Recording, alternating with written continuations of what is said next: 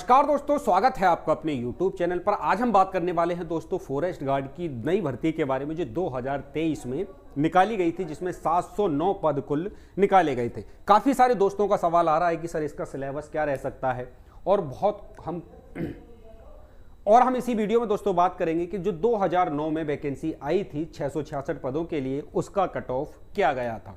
चलिए बात कर लेते हैं दोस्तों हम न्यू वैकेंसी जो 2023 में 709 पदों के लिए निकाली गई थी, जो कि पैट 2022 से इसके लिए आवेदन मांगे गए थे। इसमें जो टोटल वैकेंसी रहने वाली है दोस्तों वो 709 रहने वाली है। इस वीडियो में हम दोस्तों सिलेबस वगैरह पर डिस्कशन करेंगे कि इस बार इसका सिलेबस क्या रह सकता है, और पिछली बार जो फॉरेस्ट गार्ड का एग्जाम हुआ था उसका सिलेबस क्या था। तो वीडियो को ध्यान से देखिए अगर आपने भी फॉरेस्ट गार्ड 2023 वाले के लिए आवेदन दिया है तो, और देखेंगे साथ ही साथ इसकी एग्जाम डेट क्या हो सकती है। तो वीडियो में अंत तक बने रहिए दोस्तों आप। यहां पर दोस्तों फॉरेस्ट गार्ड यानी कि जो वन रक्षक की वैकेंसी है वो 693 वैकेंसी है, और वाइल्ड लाइफ गार्ड जो वन्य जीव रक्षक होते हैं उनकी टोटल 16 वैकेंसी है दोस्तों। ठीक है ना, दोनों का काम लगभग एक ही होता है, दोनों का ग्रेड पे एक होता है, दोनों की सैलरी एक होती है। इनकी पोस्टिंग जो दी जाती है वो वनों में दी जाती है, इनकी पोस्टिंग जो दी जाती है वो चिड़ियाघर वगैरह में, राष्ट्रीय उद्यानों, पक्षी विहारों में दी जाती है। बस इतना सही दोनों पोस्टों में अंतर है, दोनों को ही वर्दी मिलती है और दोनों की सैलरी जैसा कि मैंने कहा बिल्कुल सेम ही होती है।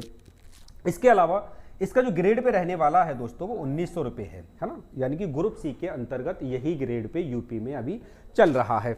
इतनी बात मुझे लगता है आपको क्लियर हो गई होगी। चलिए कुछ और पहलुओं पे हम बात करेंगे कि पिछली बार जो फॉरेस्ट गार्ड की वैकेंसी कंप्लीट हुई थी, जो कि अभी अपने अंतिम चरण में आ चुकी है, जिसका अभी डीबी नहीं कराया गया और फाइनल रिजल्ट नहीं आया है ना, तो एक तरीके से कह सकते हैं कि अभी थोड़ा सा वैकेंसी जो है 2019 वाली पेंडिंग में, लेकिन बहुत जल्द क्लियर हो जाएगी। उम्मीद है कि चुनाव से पहले पहले ज्वाइनिंग आप लोगों को मिल जाए जो 2019 के छात्र हैं। क्लियर है बात। तो पिछली बार से हम देख लेते हैं दोस्तों सिलेबस, क्योंकि सेम वैकेंसी है और ये चौथी बार इस बार यूपी में वैकेंसी आई है, यूपी SSSC के थ्रू।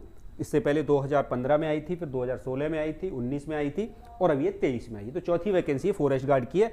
और इन तीनों वैकेंसी में दोस्तों जो अब तक आई है फॉरेस्ट गार्ड की वैकेंसी, इन तीनों वैकेंसी में यही सिलेबस रहा है। पहले इसमें 20 नंबर का इंटरव्यू होता था, लेकिन यूपी SSSC ने इंटरव्यू हटा दिया, तो फिर परीक्षा ही होने लगी उस 20 नंबर के लिए भी।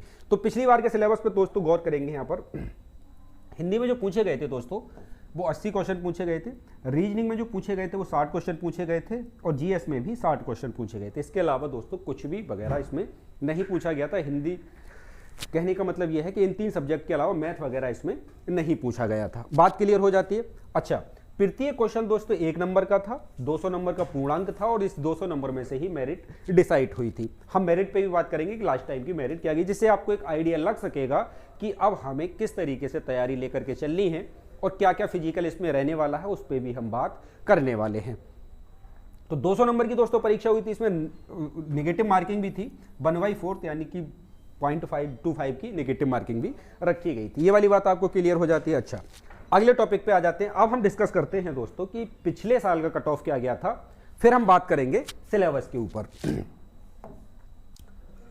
ये था दोस्तों 2019 की जो वैकेंसी आई थी, 2019 वाली वैकेंसी के लिए जो कट ऑफ आया था फिजिकल के लिए, है ना, फिजिकल के लिए जो कट ऑफ आया था वो दोस्तों कुछ इस तरीके से है ना। ये 200 में से है, मैं फिर आपको याद दिला दूं, ये कितने में से है, 200 में से है, -1/4 की नेगेटिव मार्किंग के साथ। चलिए, तो जनरल का जो कट ऑफ रहा था दोस्तों यहाँ से वो 135.75 रहा था।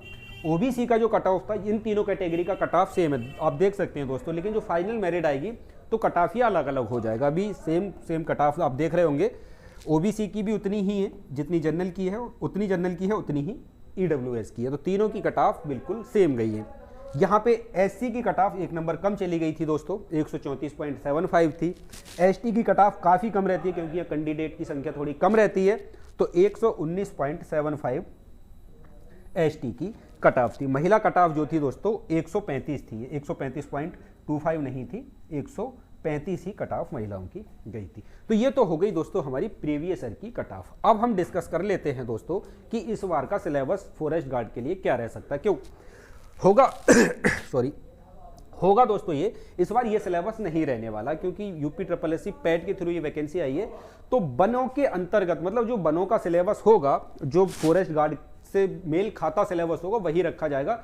इसका उदाहरण आप देख सकते हैं कि वन दरोगा की जो वैकेंसी आई थी उसमें पूरा क्या पूछा गया था, वो आप देख लेना। वन दरोगा का क्या सिलेबस आया था, इसी के तर्ज पे ही दोस्तों फॉरेस्ट गार्ड का सिलेबस तैयार किया जाएगा। तो कुछ टॉपिक मैंने लिए हैं जो वन विभाग से संबंधित काम करते हैं। तो यहाँ पे देख सकते हैं हम इस बार का जो सिलेबस रह सकता है, मेरे अकॉर्डिंग जो रह सकता है दोस्तों, मैं यहाँ आपको बता देता हूँ, इकोलॉजी से रह सकता है दोस्तों, है ना। इसके अलावा आपका हिंदी से भी थोड़ा सिलेबस देखा जा सकता है।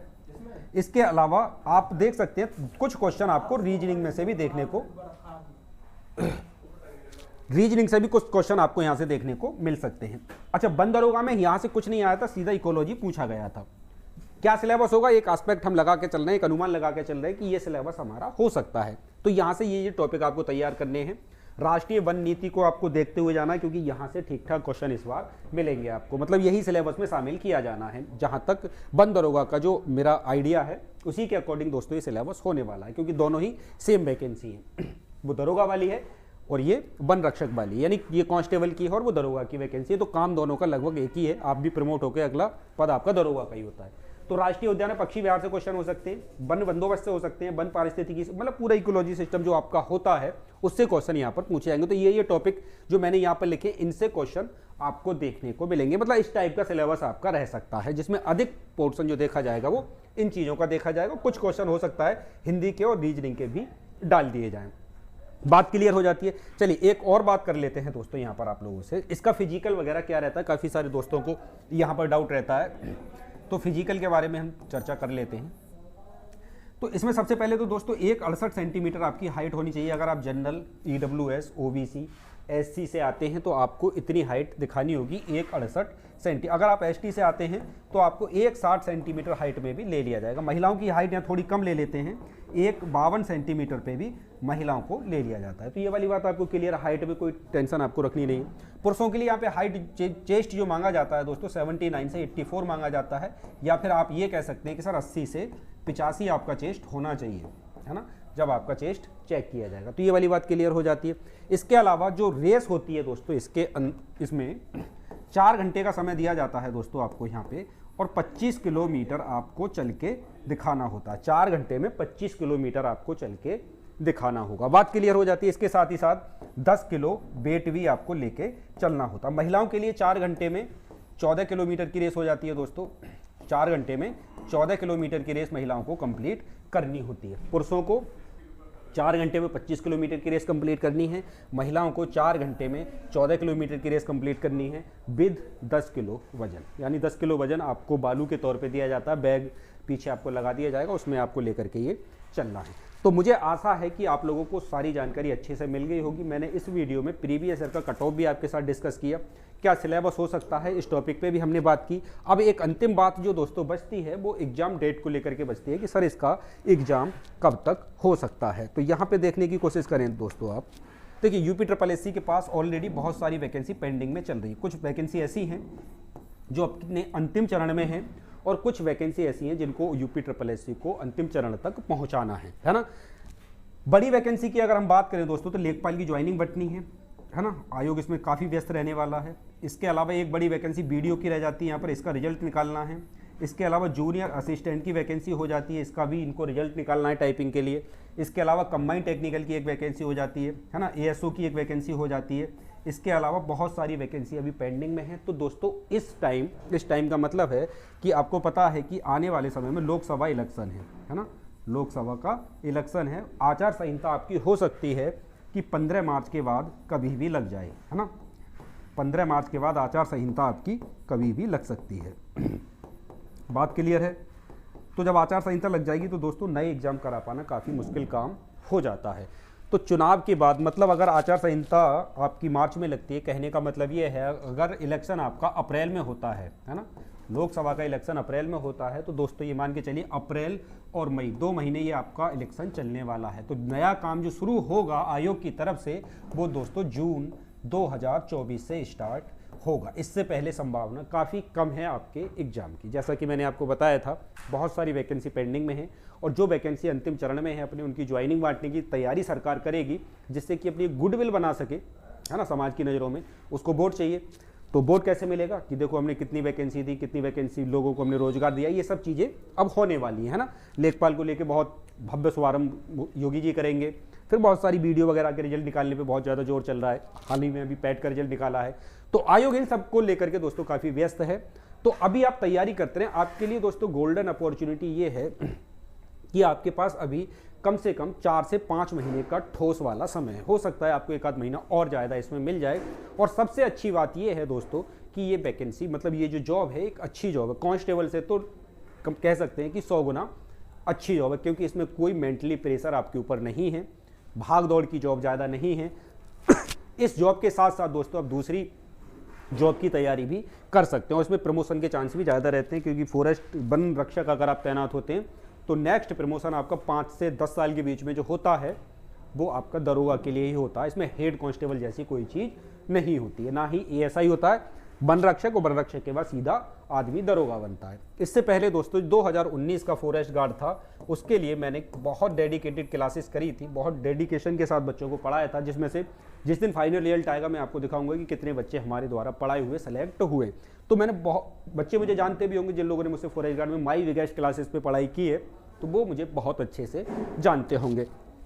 तो अगर आप दोस्तों 2024 वाले फॉरेस्ट गार्ड की तैयारी करना चाहते हैं, चूंकि मैं भी 2016 वाला जो फॉरेस्ट था तो 2018 में जाके कंप्लीट हुआ था, उसमें मैं खुद चयनित हुआ था। तो अभी वर्तमान में मैं ईपीएफओ में हूँ एसएससी के थ्रू, तो मैं इन जॉबों में नहीं। बात क्लियर है। तो अगर मेरे चैनल के साथ आप जुड़े रहना चाहते हैं, तैयारी करना चाहते हैं, तो बहुत ही डेडिकेशन के साथ मैं क्लासेस करने वाला हूँ। पूरी टीम हमारी तैयार है। आप देख सकते हैं कि पूरा सेटअप अब तो लग गया है। पहले तो व्हाइट बोर्ड पे क्लासें होती थी, आज हमारे पास आप सब लोगों की कृपा से डिजिटल बोर्ड भी आ गया है। तो मुझे आशा है कि आप लोग हमारे साथ जरूर जुड़ेंगे। फॉरेस्ट गार्ड के लिए हम बहुत जल्द आपकी क्लासेस शुरू करने वाले हैं।